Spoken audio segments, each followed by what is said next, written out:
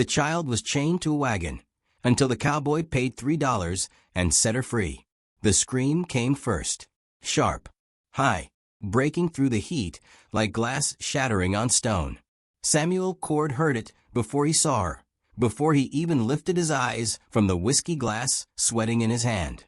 He was leaning against the wooden rail of the saloon porch in Bitter Creek, a town so small it didn't deserve a name, watching the dust settle on a street that never seemed to move. The sun was mean that day. It pressed down on everything. The buildings, the horses, the people, like it wanted to crush the life out of them all. But that scream cut through it. And then he saw her. A child. Maybe 10 years old. Maybe younger. It was hard to tell through the dirt caked on her face and the wild tangle of her hair. She was chained to the back wheel of a wagon in the center of the street, her wrists bound with iron cuffs that were too big for her thin arms. She yanked at them, her whole body jerking like a wild animal caught in a trap. The chain rattled loud enough to echo off the storefronts, but no one moved to help her. No one even looked, except Samuel. He straightened slowly, his hand still wrapped around the glass. His chest felt tight, his jaw locked. There was a fire starting in his gut, the kind he hadn't felt in years. The kind he thought he'd drowned in whiskey and silence and long empty roads that led nowhere. A man stood beside the wagon, tall, thick in the shoulders, wearing a stained coat and a grin that made Samuel's skin crawl. He was the auctioneer, or at least that's what he called himself. He had a voice like gravel and spit, and he was shouting to the crowd that had started to gather.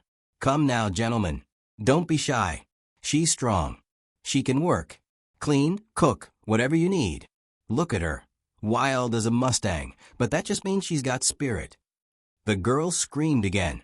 This time it wasn't words. It was just sound. Raw, desperate. The kind of sound that came from a place deeper than fear. Samuel felt his hand tighten around the glass until his knuckles went white. The men in the street laughed. Not all of them, but enough. They looked at the girl the way you'd look at livestock, like she was something to be bought, something to be used. One of them, a rancher with a gut that hung over his belt, stepped forward and asked how much. "Starting bid is $5, the auctioneer shouted, his grin widening. $5 for a lifetime of work. Can't beat that, boys." The rancher shook his head and walked away.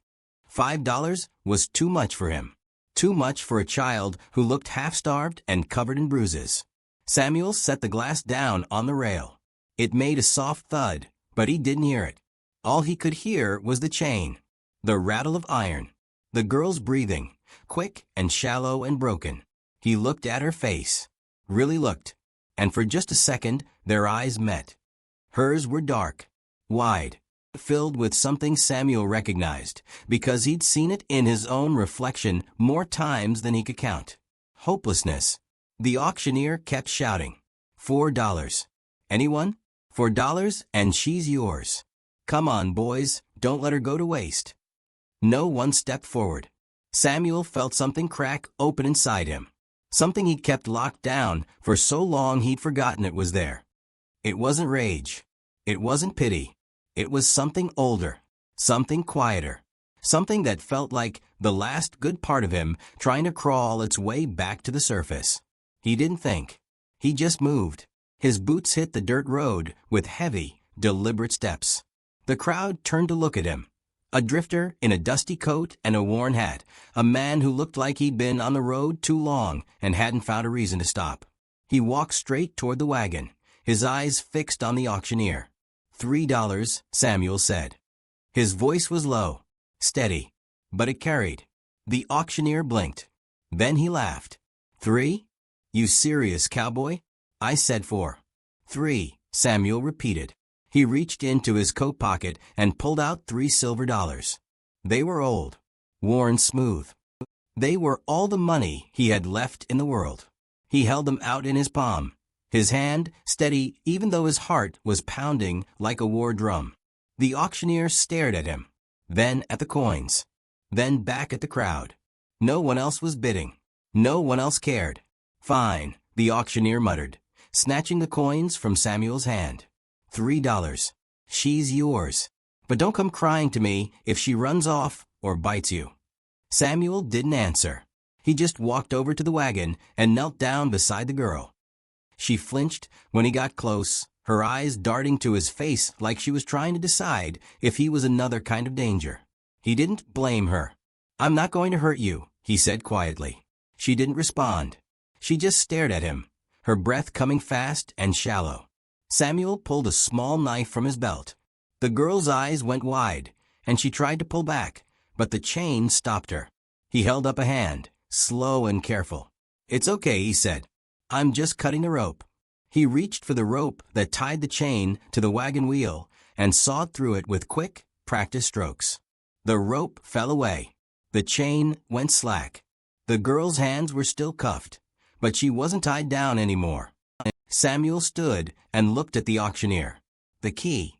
The auctioneer shrugged and tossed him a rusted iron key. Samuel caught it and knelt back down.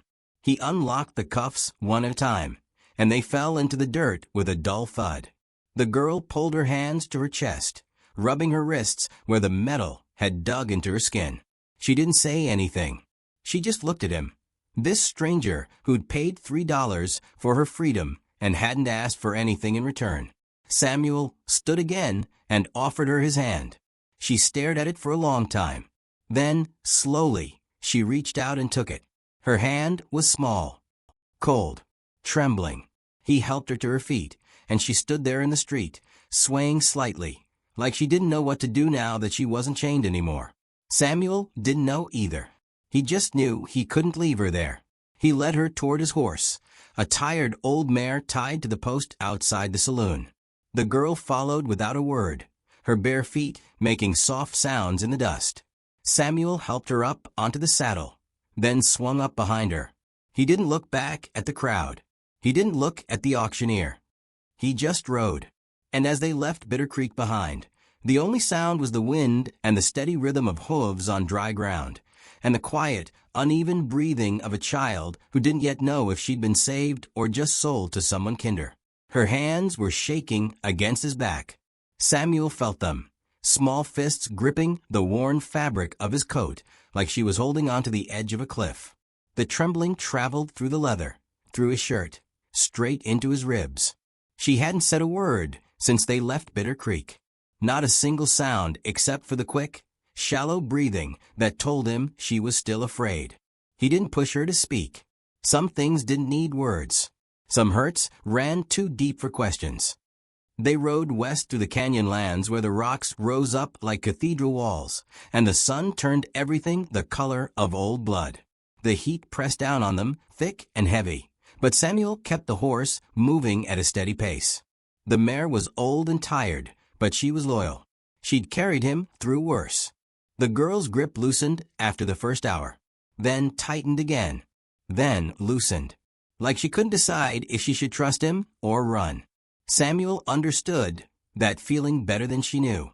He kept his eyes on the trail ahead, a narrow path that wound between towering stone and scattered sagebrush. The land out here was harsh, unforgiving. It didn't care if you lived or died. It just kept going, mile after mile, stretching out toward a horizon that never seemed to get any closer. That's what Samuel liked about it. Out here, there were no crowds, no auctioneers, no men laughing while a child screamed. Out here, the only sound was the wind and the creak of saddle leather and the steady rhythm of hooves on dry ground. He glanced over his shoulder once. Just a quick look. The girl's face was turned to the side, her eyes half closed against the glare of the sun. Her hair hung in tangled knots around her face, and there were marks on her wrists where the iron cuffs had been. Bruises, deep and dark, the kind that took weeks to fade. Samuel's jaw tightened. He turned back around and kept riding. By late afternoon, they reached a shallow stream that cut through the canyon floor. The water was clear and cold, fed by springs somewhere up in the rocks. Samuel dismounted and led the horse to the water's edge. The mare dipped her head and drank long and deep. The girl stayed on the saddle, her hands still gripping the horn, her eyes watching Samuel like she was waiting for him to do something terrible. "You can get down," Samuel said quietly. Stretch your legs. Drink some water if you want. She didn't move. Samuel didn't push. He just knelt by the stream and filled his canteen, then splashed cold water on his face and the back of his neck. The shock of it felt good, cleared his head. When he stood and turned around, the girl was still sitting on the horse, but her eyes had shifted to the water. He could see the thirst in her face. Here. Samuel walked over and held out the canteen. Go on. It's clean. She stared at it for a long moment. Then, slowly, she reached out and took it.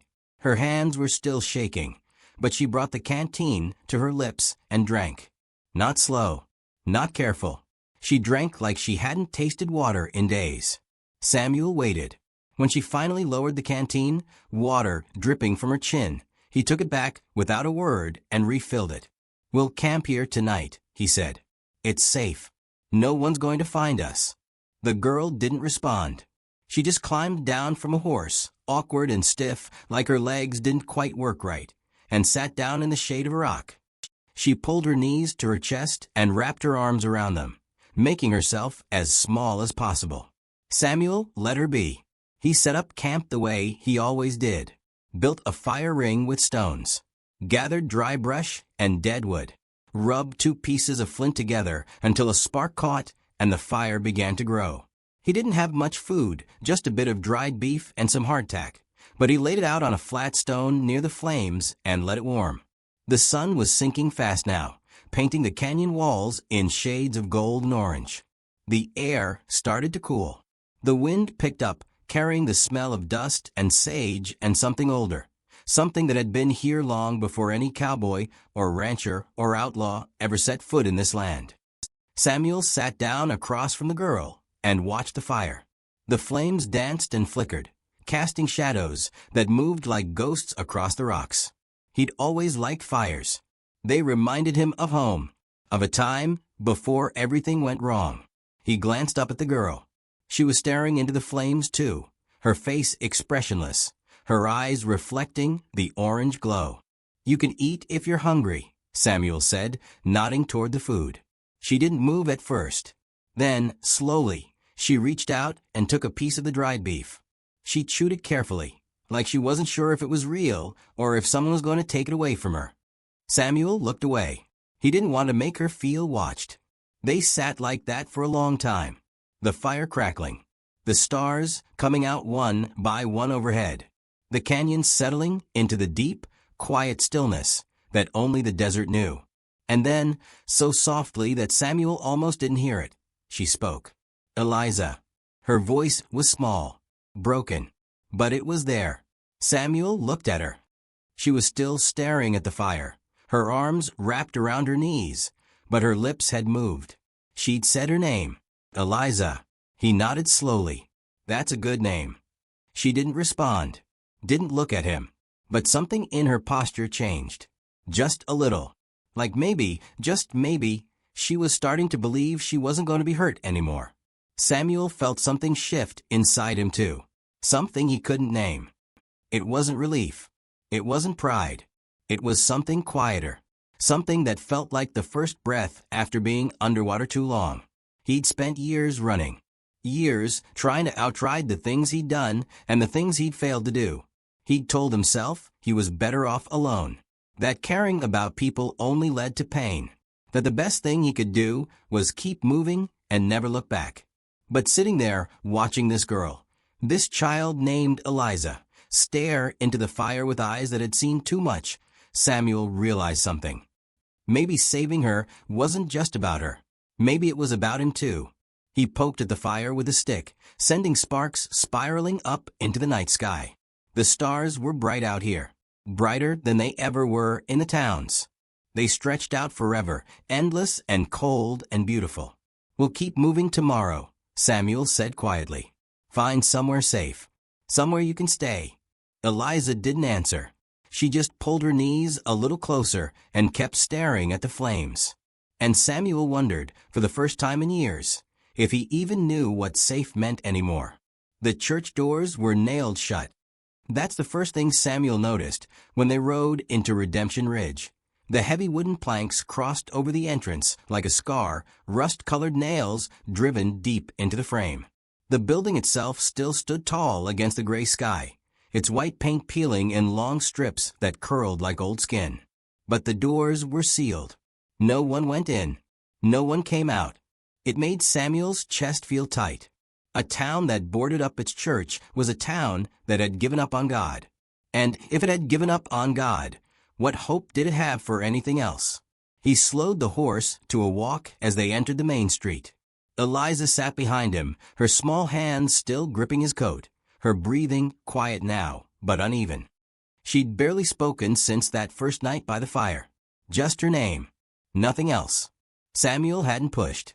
The street was wide and dusty, lined with buildings that looked like they were held together by memory alone. A general store with cracked windows. A saloon with a faded sign hanging crooked above the door. A blacksmith's forge that sat cold and dark, the anvil rusted and forgotten. There were people here. Samuel could see them.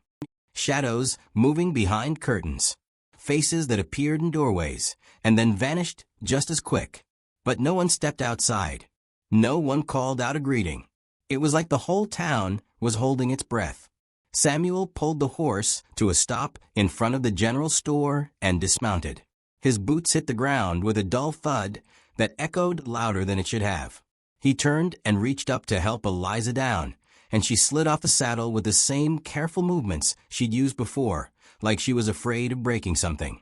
She stood close to him, her eyes scanning the empty street with a kind of wariness that came from knowing the world wasn't safe. Samuel felt it too. He tied the horse to the hitching post and walked toward the general store, Eliza trailing behind him like a shadow. The door creaked when he pushed it open, and a bell chimed somewhere in the back, small and tinny and sad. Inside, the store was dim. Shelves lined the walls, half of them empty. A few cans of beans. Some dusty sacks of flour. A barrel of nails. The air smelled like old wood and something else, something sour and stale, like hope left too long in the sun. An old man sat behind the counter, his hands folded on the worn surface, his eyes narrow and cold. He looked at Samuel, then at Eliza, then back at Samuel. "We don't have much," the old man said. His voice was flat. "And we don't give charity." Samuel nodded slowly, not asking for charity, just looking for someone who might take the girl in, give her a home. The old man's eyes flicked to Eliza again. She stood just inside the doorway, her arms wrapped around herself, her face turned down toward the floor. "We don't take in strays here," the old man said. "Everyone's got their own troubles. No one's got room for someone else's." Samuel felt a flicker of anger in his chest, but he kept his voice steady. "She's a child. She needs help. So do a lot of people." The old man shrugged. "Doesn't mean we can save them all." Samuel stared at him for a long moment. Then he turned and walked out without another word. Eliza followed, silent as always. They tried 3 more places. A woman who ran a boarding house slammed the door in their faces without even asking questions. A rancher on the edge of town told them he had enough mouths to feed and didn't need another. A blacksmith who'd stopped working years ago just shook his head and turned away. By the time the sun started to sink, Samuel felt something heavy settling in his gut. It wasn't surprise. He'd seen this before, towns that turned inward, people who closed their hearts because it was easier than feeling. But it still burned. He stood in the middle of the street, his hat pulled low, his jaw tight. Eliza stood beside him, quiet and still, her eyes fixed on the dirt at her feet. "We'll keep moving," Samuel said, more to himself than to her. "Find another town, somewhere better." But even as he said it, he didn't believe it. Every town out here was the same. Dying, desperate, too afraid to care. And then he heard a voice. "Wait." Samuel turned. A woman was walking toward them from the far end of the street. She was older, maybe 50, maybe more, with gray hair pulled back in a bun and lines carved deep into her face by years of sun and sorrow. She wore a simple dress, faded blue, and her hands were rough and calloused like she'd worked hard all her life. She stopped a few feet away and looked at Eliza. Really looked. not the way the others had, with suspicion or indifference. She looked at her the way someone looks at something they recognize. "What's her name?" the woman asked. "Eliza," Samuel said quietly. The woman nodded slowly. Her eyes stayed on the girl. "She yours?" "No, ma'am. Found her in Bitter Creek. She was being sold. I bought her freedom." The woman's mouth tightened. "Sold." It wasn't a question. It was a statement heavy with disgust. "Yes, ma'am." The woman was silent for a moment. Then she looked at Samuel. "And what are you planning to do with her now?" "Find her a home. Somewhere safe." "You think you'll find that here?" There was no mockery in her voice. Just honesty. Samuel didn't answer. The woman sighed and looked back at Eliza. "My name's Martha," she said. "I'm a widow. Lost my husband 6 years ago. Lost my daughter 2 years before that." Her voice wavered just slightly on the word daughter, but she steadied it. "I've got a house. It's not much, but it's got a roof and a bed and food enough for 2. Samuel felt his breath catch. "You're offering to take her?" Martha nodded. "I am. But only if you stay." Samuel blinked. "Ma'am, I said I'll take her. But I won't do it alone." "Not at first." Martha's eyes were sharp now, steady and unblinking. "She doesn't know me. She doesn't trust me. But she knows you. You're the one who saved her. So you stay. Long enough for her to see she's safe. Long enough for her to believe it." Samuel opened his mouth to argue, but the words didn't come. Because somewhere deep down, he knew she was right. Eliza hadn't let go of his coat once since they left Bitter Creek. She hadn't spoken more than her name. She didn't trust the world. But maybe, just maybe, she was starting to trust him. "How long?" Samuel asked. "As long as it takes." Martha's voice softened. "A week. A month. However long she needs." Samuel looked down at Eliza. She was staring up at him now, her dark eyes wide and unreadable. He didn't know what she was thinking. Didn't know if she even understood what was being offered. But he knew he couldn't just leave her. "Not yet." "All right," Samuel said quietly. He looked back at Martha. "I'll stay." Martha nodded. "Good. Come on, then. Both of you." She turned and started walking back down the street, her steps slow but sure. Samuel hesitated for just a moment, then followed. Eliza walked beside him, her hand reaching out to brush against his coat, not gripping, just touching. Like she needed to know he was still there. And for the first time since they'd arrived in Redemption Ridge, Samuel wondered if maybe this dying town still had a little life left in it after all. The rider came with the first snow.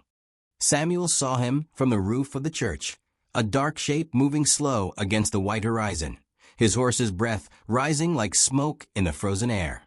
The man sat tall in the saddle, his coat black as coal, his hat pulled low. Even from a distance, Samuel knew something was wrong.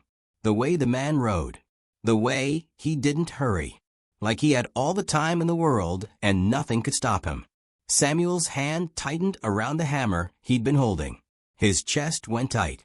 His breath came faster, fogging in the cold morning air. He climbed down the ladder quick and quiet, his boots hitting the frozen ground with a dull thud. The church was almost finished now, new boards on the roof, the doors repaired and painted, the cross straightened and standing tall again. It had taken him 2 months of work, and every nail he'd driven felt like an apology to a God he wasn't sure was listening.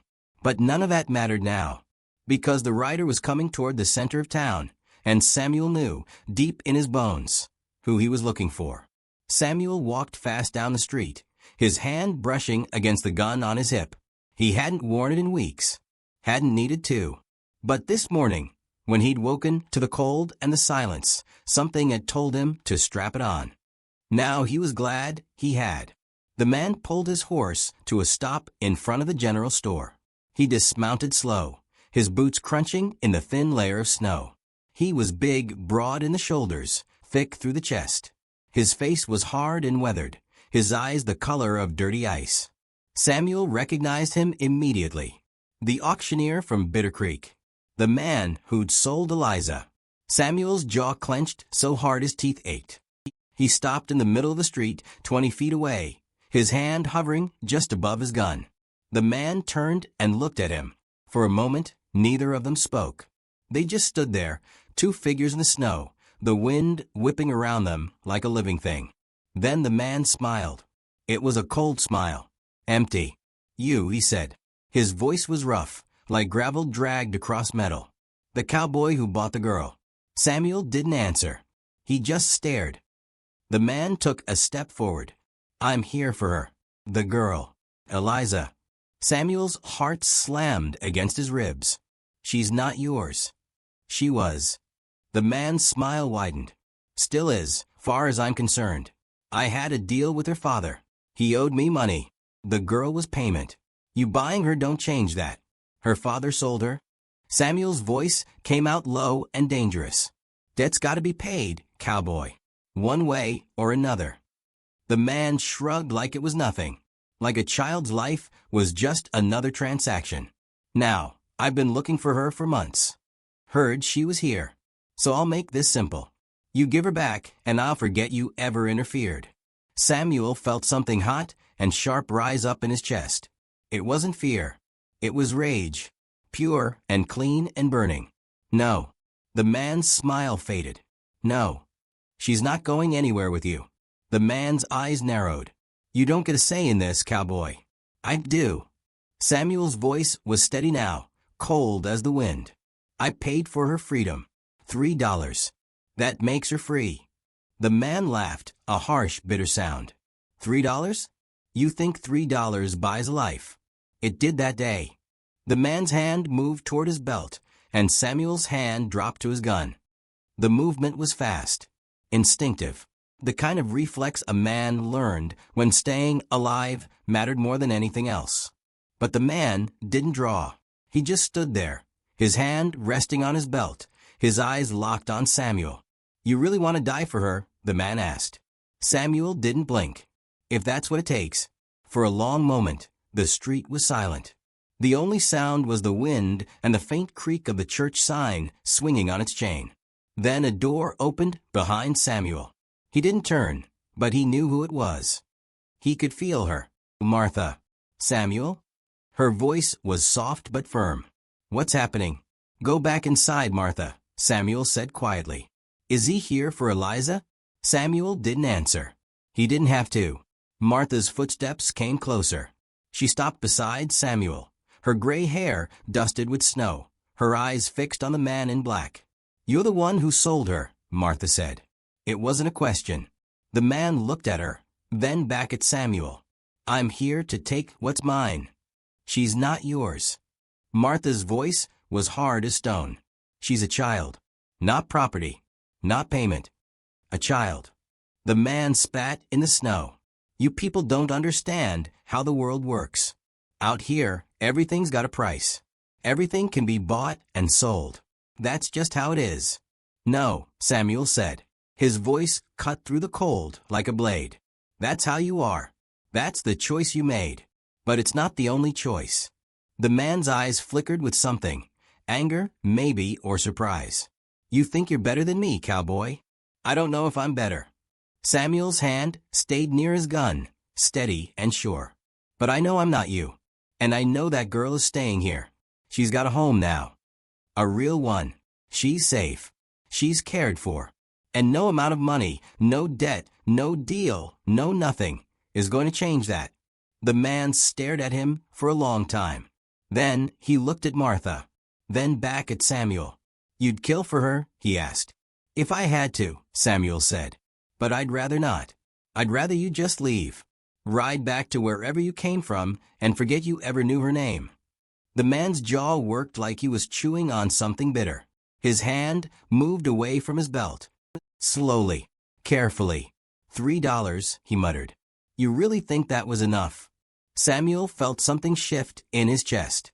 Something that had been locked tight for years. Yeah, he said quietly. I do. Because it wasn't just $3. It was a choice. A choice to see her as more than property. More than a deal. It was a choice to care when no one else did. The man's face twisted.